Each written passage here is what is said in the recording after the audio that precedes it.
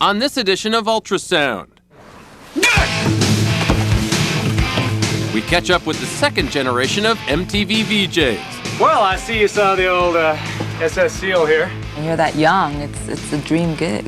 Take a look back at the decade of big stars, bigger hair, outrageous style, and personalities to match. It was attitude, it was fun, it was bright, it was happening, it was in your face.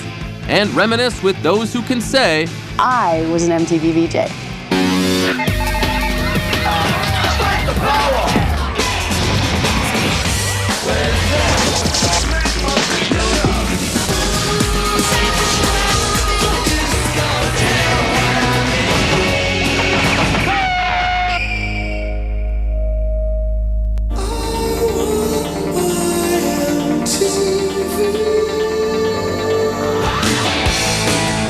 By the mid-'80s, everyone knew what a VJ was, as the power of music television became increasingly apparent.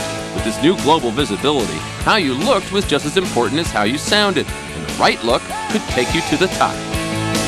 MTV's original VJs had a look that reflected the audience, easy to relate to and eager to please. When they began leaving in 1986, a casting call went out for a new, flashier generation of VJs. Some of those who answered the call and auditioned back then would later become household names.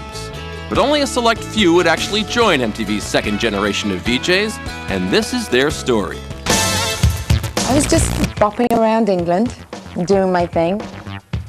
I was the world disco dancing champion in 1979. And I used to do a cable show called Music Box. Hi, and welcome to the Blues and Soul Show here on Music Box. Somebody had seen a tape. I just got a phone call and they asked if I'd like to come and audition. It was just like, whoa, a job on TV and doing music and having a good time and wearing silly clothes and doing whatever you want? Heck yeah, who would say no? I was studying mechanical engineering at the University of Washington in Seattle, my hometown. There were flyers up on campus, I remember, that there was a VJ search, which of course, you know, revolted me. But considering my last job that I had before that was working in a fish packing plant, it took me all summer to make $3,000. I was a little interested. I was kind of curious.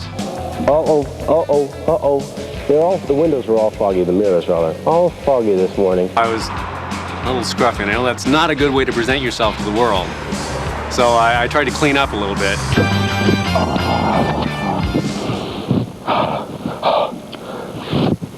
I also have some experience in cost estimation and project analyses. Bang on target about shaping for a job interview. That has worked for me every time. I was a DJ before I went to MTV. I had a friend help me make a videotape, and I sent it to them, and they called the day that it arrived. They called the day it got there, and so we just looked at your tape, and we really like it, and we'd like you to come out and try you out. Tonight, a world premiere video from Whitney Houston. It's called So Emotional. We have it for you 3 times. No excuse to miss it. Come on, shake your body, baby, do that conga. Nueva York, no se olviden que todas las tardes a las 6 los espero aquí. I was a weather girl for one of the Spanish channels in New York. I had no clue what I was doing. I sucked really bad at it. El mercurio alcanzará los 56 grados en Nueva Jersey, 58 en Nueva York y 54 en Connecticut. They just sent a tape and begged for an audition. Daisy, you got 24 hours to live. What would you do in the next 24 hours? I would grab a machine gun. I would go to Don Johnson's house and make him do anything I wanted. I did not say Don Johnson. I was really nervous. I grew up in Holland, right near Amsterdam. I got a national television show in the Netherlands called Countdown. I'd interviewed just about everybody that you can imagine that was of superstar status, from Madonna to Michael Jackson to Janet Jackson. And I got a call from some guy, said, hey, you want to come work for MTV? I said, yeah, London, no, New York. Moved to New York and started Halloween 1987. Well, it's time now to meet our brand new VJ, a new member to our family. It's Adam Curry. Come on, say hi to everybody. Hey, baby, how you doing? It was the weirdest thing. I mean, imagine walking into a room with, you know, downtown Julie Brown and Kevin Seal and Caroline Heldman, and then they're all dressed up, you know, and they're in costume. They're weird without a costume. So it's like, man, you know, what have I landed in? Hold on, the gun there. Oh, I'll hold your piece anytime, It only Adam. shoots love, don't worry about it. Immediately I knew, Julie Brown is going to be interesting to deal with. And Kevin, office rocker. He's just nuts. I think he was just missing chromosome. This is how I remember Daisy. Very nice woman, though. Very nice woman. Just was a little skittish around me for whatever reason. You're back with a brand new album, Boys in Heat. Yeah. Interesting title. Adam Curry was rock god. He had the hair. You'd always hear the hair dryer while I was working. I'd be like, oh God, Adam's here, blow drying his hair. Don't touch the hair! Do you like my conservative outfit today? Carolyn was sweet. Girl next door from Aspen.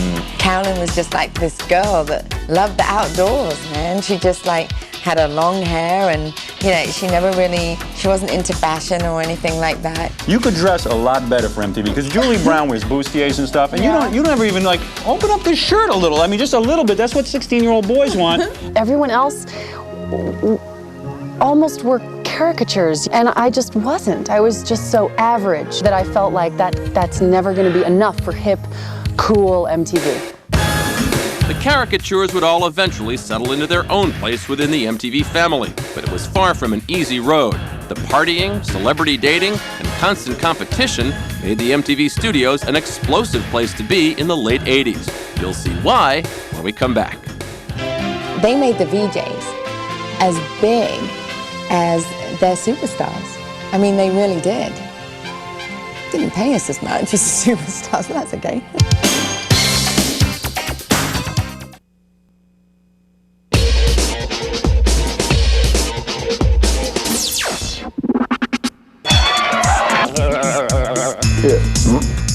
You guys all suck. So, our goal was basically to go to the studio that day and have a brilliant time and just have a laugh. I mean, half the time we were talking about the same videos over and over and over again.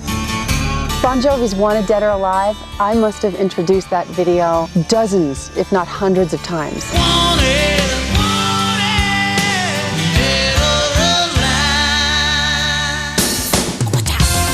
We were playing a lot of Michael Jackson at the time, too, and a lot of Madonna. It was the day of the superstar, of the singing superstar. The stars were really big. And then we started to get into the hair bands and, Rat and Poison and Cinderella and Whitesnake. She's my cherry pie. That whole glam rock thing it wasn't ironic yet. And so if you had long hair and face paint, you were meant to be taken seriously. And I think we may have lost that forever.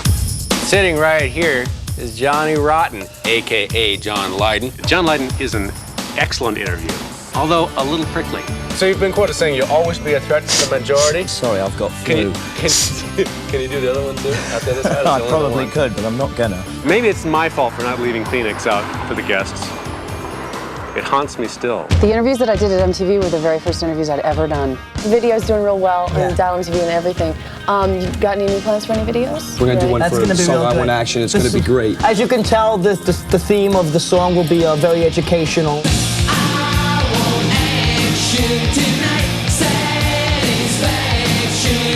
Of course, we never really got to do the great interviews because that went to MTV News. We did the news when we first started off. I'm Adam Curry, welcoming you to The Week in Rock. Then they hired Kurt. Hi, I'm Kurt Loder. Welcome to The Week in Rock. My credibility was shot to hell the minute Kurt came in. Like, oh man, okay. Thanks, Adam. Right now I'm backstage with Keith Richards. When the news department thugs started muscling in on our turf, you couldn't even talk to the members of Rat anymore. No, then suddenly it's a news story.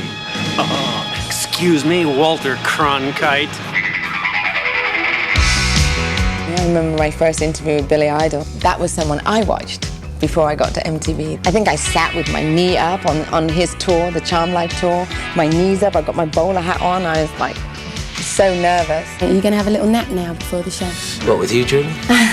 Thank you, we'll be back after this. The whole question of being romantically linked to Billy. I think we kissed. Yeah, I think we kissed a little bit. He's got lovely lips. When he brings it down, purses him up, it's got a great set of lips.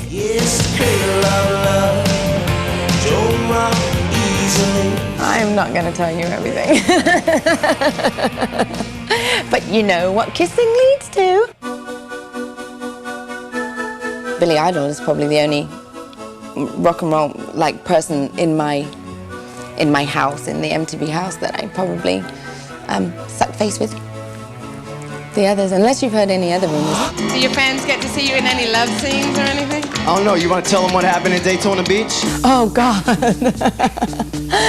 I'm going to save that one for Barbara Walters if she ever gets around here. I guess rumors flew up all over the place. I think I'm the most slept with woman in the whole country, and I'm still trying to get a date. I went on a few dates with Paul Stanley of Kiss. We went to a place in New York and had milkshakes, and everyone thinks it's hysterical, because it is hysterical now when you look back at it. The only people who ever wanted to talk to me were like 19-year-old boys. I don't know if they're experimenting with their sexuality or whatever. I think that I appealed to the kind of social misfit and outcast that is not yet in prison. The prisoners were mostly Julie's job. The mail that she got, I don't know how they let that get out of prison. I still get sticky mail from prison, yeah. A lot of my fan mail came from there, still does, with strange requests, rare photos. Very interesting. I had the freaky prison fan mail too, you know, the guy who knows that you're speaking to him, and you know, I know you're talking to me, and so as soon as I get out of cell 462, I'm coming. MTV evolved into more niche programming. The pure video and the video jock was becoming a rare beast. Hey, let's dance. Dance like crazy, dance like mad. Dance till you drop. Dance until you smell smoke, you look down, you realize your feet's on fire. The director of this first pilot saw me and let out a low wolf whistle and said, "Gotta have you." And turned out that he meant for this club thing. This is Club MTV, and I'm Kevin Club Baby Seal. That pilot never aired. They went for Julie over me. And it's because I wouldn't let the camera go up my skirt, I think. It was the best choice they ever made, because Club MTV was what I was about. It was about the dance, the fashion, the interviewing, the stars, the wildness. Hello, I'm Kevin Seal, and welcome to Kevin Seal's Sportin' Fool. Sporting Fool was probably the best thing I did at MTV. Something about it clicked with America. Whether they wanted to see me die or just be hurt, there was some connection there with the people, you know, that I found very rewarding on an emotional level. Geronimo! You're unbelievable.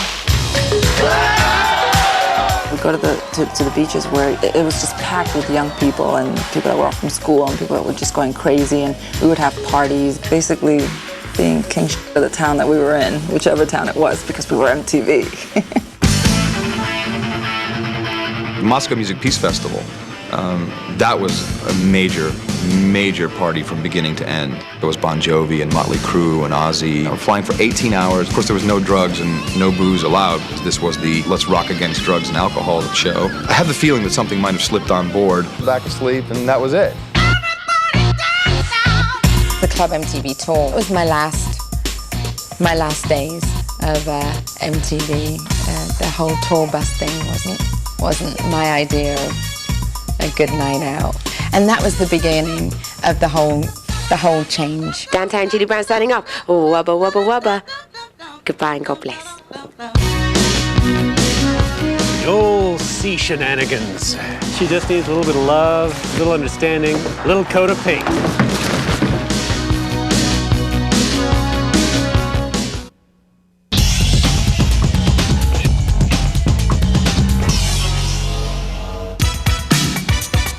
As the 80s wound down, so did the era's fabled culture of excess. It was time to toss the hairspray and tighten the belt, as music and pop culture took on a grittier, more serious attitude. My paychecks had stopped coming. And so I called payroll about that, and they explained very patiently several times that I was no longer an employee. There was nothing after Club MTV for me, because rap came in and, you know, all these other different shows, and so, you know, I had to go. I had a contract and there were options every year, and they didn't pick up the third year. So Technically, it was their decision. So I was very involved in the internet. I'd go in, introduce Beavis and Butthead a couple times, do a top 20 countdown. I'm gonna go home and be on the net until 3 in the morning. I've got to do something. So I finished the show, and on the air I said, that's it. I've done just about everything that there is to do at MTV. Just about every show that ever existed, I think I hosted. And we were able to come to an agreement. I would be able to do other projects.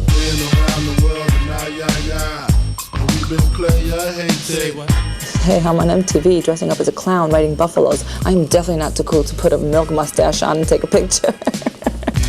Nice, good. Every now and then you've got something to promote, do cute little magazine things, and it's a good chance to promote funniest videos, which is what I'm doing now. One of these finalists is going home with $10,000. It was a big change for me, going from presenting videos on cable to presenting videos on network, but, the few zeros added to the check kind of helped me change my mind. Started working on some pretty interesting projects. I don't know if you saw or heard about Buenos Dias, La Paz. Me llamo Kevin, y es la verdad, fui un MTV VJ. Well, it was my attempt to bring morning television to Bolivia, which apparently has never had it. They didn't know what I was talking about. La Paz es una ciudad muy bonita, pero ¿por qué es la aire tan maloloroso? ¿Por qué? Porque hay muchas abuelas viejas.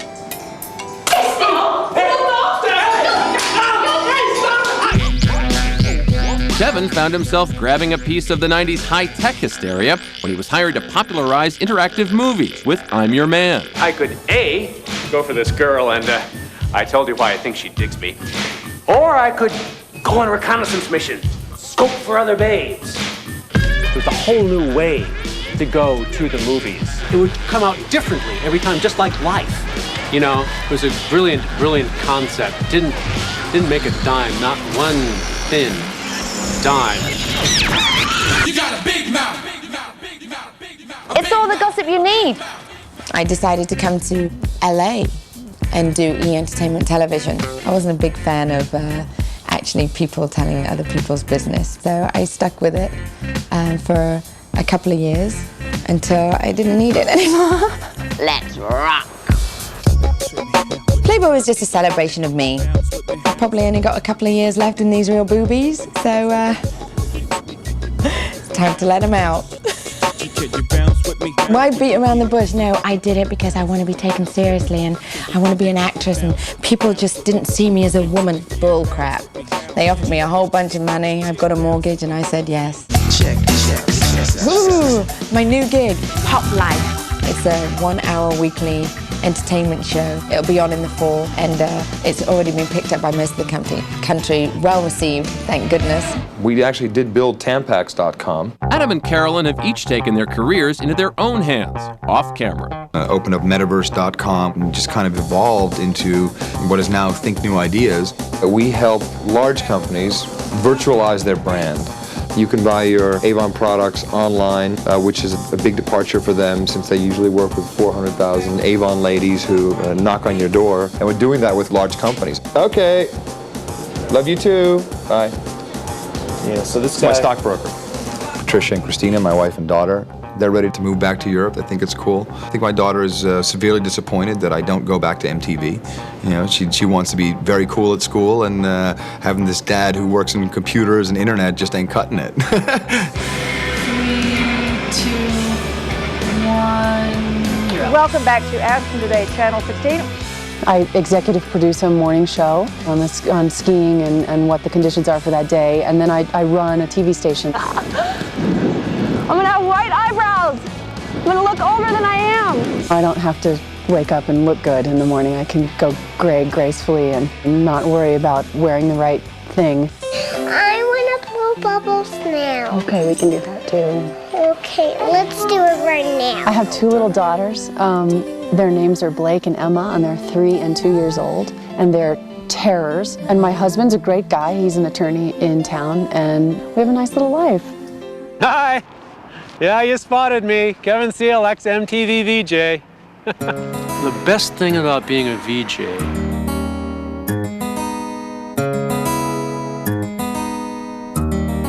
they almost would never ask for the clothes from the wardrobe back. Officially, it was supposed to be MTV property, but if you let it get a little rank, you know, it was yours. Meeting these people who I considered to be legends and heroes, that to me was the thing that I look back the most fondly. I was able to go to places at such a young age and mingle with such cool, crazy characters. I was a part of a very important communications revolution. MTV was a big deal. It was men and rock and roll and hair and fashion. We messed something up with a client. I guarantee you there was someone within the client's company that I could just go and beg and say, hey man, look, you know, remember me from MTV? I mean, cut us a break. Yeah. You may have recognized me, Kevin CLX MTV VJ. Who? People got a great sense of humor in this town. Oh, come on, give me a hug. Who are you?